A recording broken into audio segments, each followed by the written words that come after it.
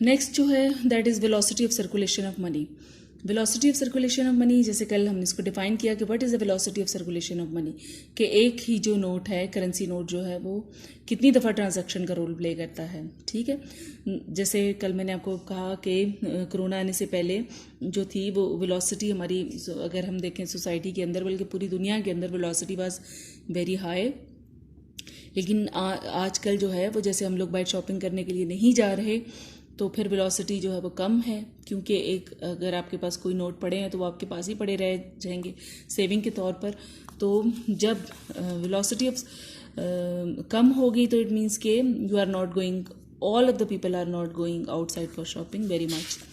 तो it means के demand कम हो जाएगी और प्राइसेस गिर जाएंगी। तो मैं इधर लिख देती हूँ कि जब वेलोसिटी, जिन दिनों में वेलोसिटी कम है उन दिनों में जो है प्राइसेस भी कम होंगी, और प्राइसेस कम होने का मतलब है कि value of money will increase.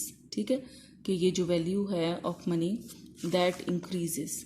ठीक है, और जब वेलोसिटी जो है वो हाई हो तो प्राइसेस भी हाई हो जाएंगी और जो वेलोसिटी आपकी वो गिर जाएगी। उसके बाद है पॉपुलेशन प्रेशर। सिंपल सी बात है कि जब बहुत ज़्यादा आबादी बढ़ेगी, बहुत तेज़ी से बढ़ेगी, तो demand for goods and services भी बढ़ेगी।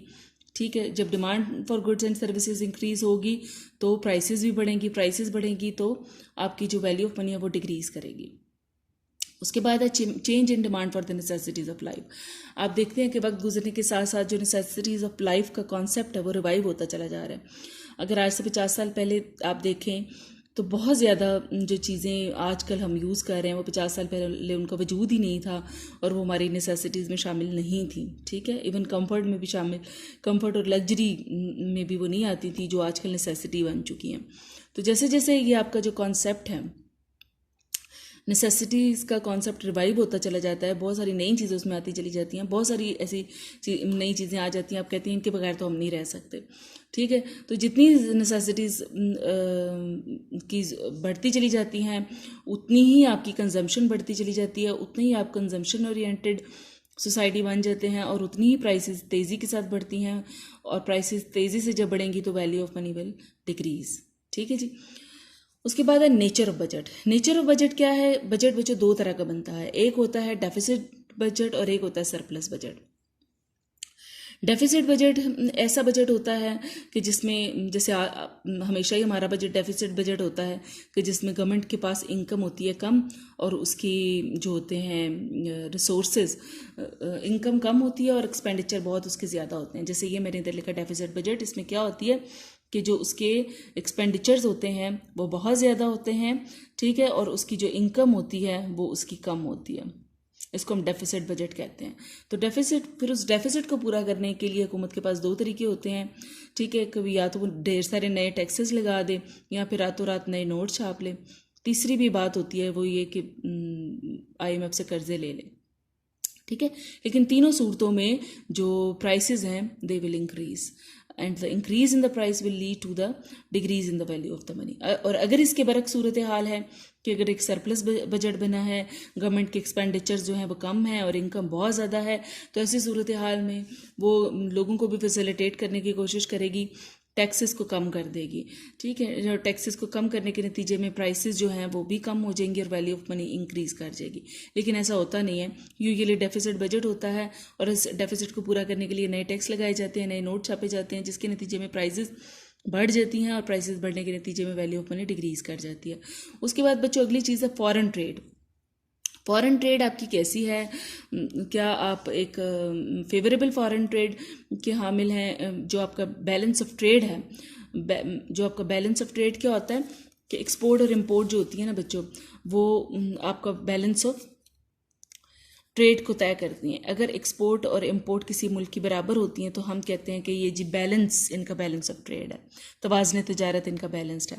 और अगर किसी मुल्क की एक्सपोर्ट्स जो हैं वो इंपोर्ट के मुकाबले में ज़्यादा हों तो हम कहते हैं कि सरप्लस बैलेंस ऑफ ट्रेड है।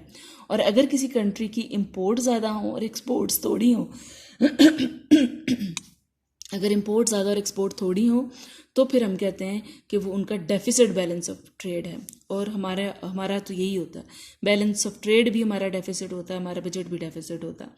तो जब आपका जो बैलेंस ऑफ ट्रेड है वो डेफिसिट होता है, इट मीन्स कि आपकी इंपोर्ट्स बेतहाशा है और गवर्नमेंट हर वक्त इसी चक्कर में रहती है कि किसी तरह से इंपोर्ट्स को कंट्रोल करे और इंपोर्ट्स पर भारी टैक्सेस लगा देती है।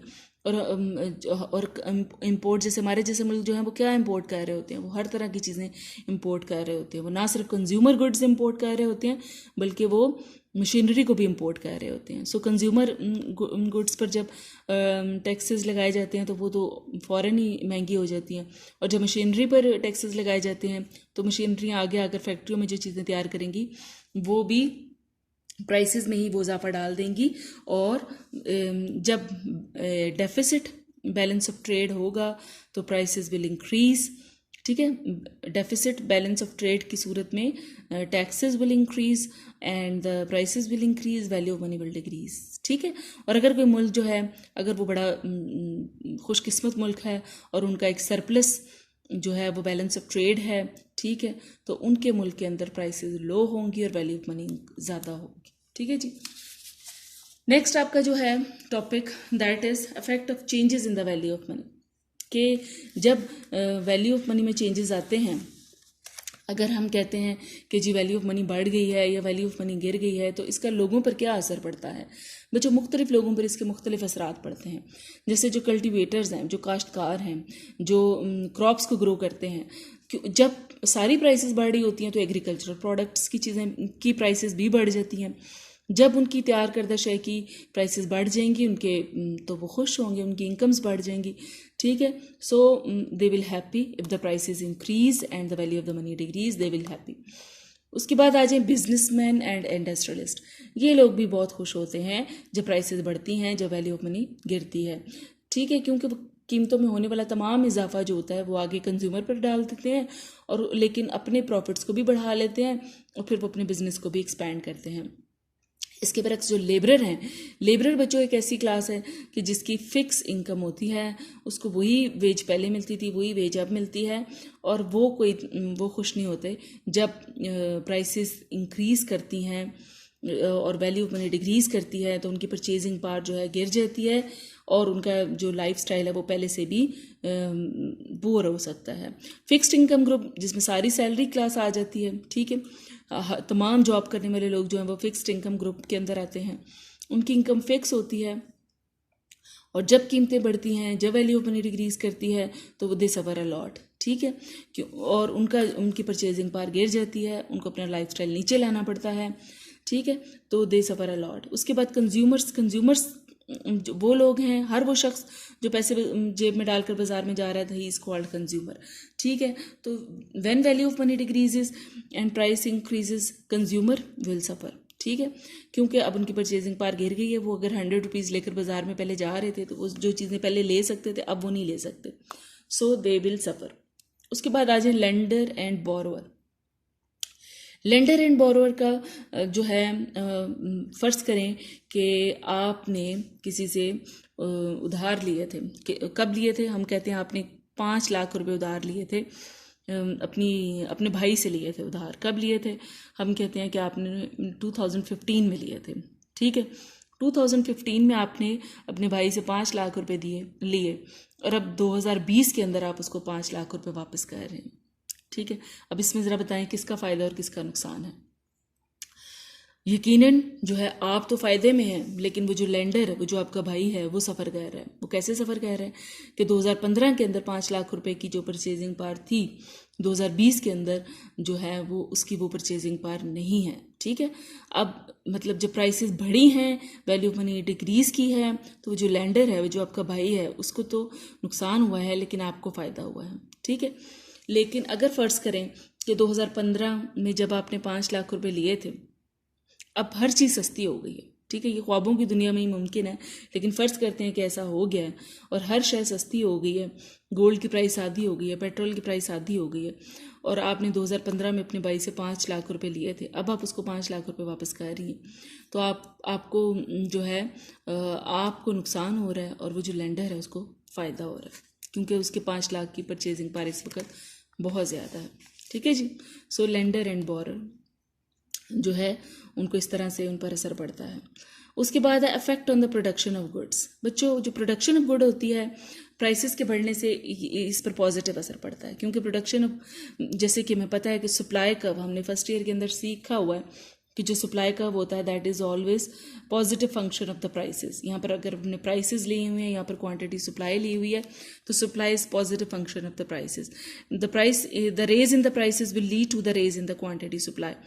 ठीक है, तो जैसे जैसे आपकी प्राइसेस बढ़ेंगी तो आपकी क्वांटिटी सप्लाई इंक्रीज होगी। So positive, the fall in the value of the money means raise in the prices, the raise in the price will raise the quantity supply. उसके बाद आ जाए जी distribution of wealth. Distribution of wealth जो होती है ये मज़ीद ख़राब होती चली जाती है, क्योंकि अगर आप देखें कि ये ऊपर सारे आप फैक्टर्स को देखें तो किन को फ़ायदा हो रहा है, प्राइसेस को बढ़ने का फ़ायदा हो रहा है कल्टीवेटर को, बिजनेसमैन को, ये लोग जो हैं, और इंडस्ट्रियलिस्ट को। लेकिन यही वो लोग हैं, बिजनेसमैन, इंडस्ट्रियलिस्ट, कल्टीवेटर, जो इकोनॉमी के अंदर प्रोडक्शन साइड पर अपना रोल प्ले करते हैं। ठीक है, और ये बड़े अमीर अमीर लोग होते हैं। अच्छा, अब ये इनका फ़ायदा होता है और ये और अमीर हो जाते हैं। ठीक है, और नुकसान किसको हो रहा है, कीमतों के बढ़ने का नुकसान किसको हो रहा है, लेबर का, फिक्स्ड इनकम ग्रुप का। लेकिन ये वो लोग हैं जो नौकरियां करते हैं, जो जॉब्स करते हैं। ठीक है, तो सो दे डोंट क्रिएट एम्प्लॉयमेंट तो ये लोग क्रिएट करते हैं ना, कल्टीवेटर, बिजनेसमैन और इंडस्ट्रियलिस्ट। सो लेकिन ये रिच भी हैं, तो ये और रिच हो जाएंगे और ये बेचारे ये और गरीब हो जाएंगे। सो जो आपकी डिस्ट्रीब्यूशन ऑफ वेल्थ है ये पहले से ज़्यादा ख़राब हो जाएगी। Rich will be richer and poor will be poorer. ठीक है, फिर इफेक्ट्स ऑन एम्प्लॉयमेंट।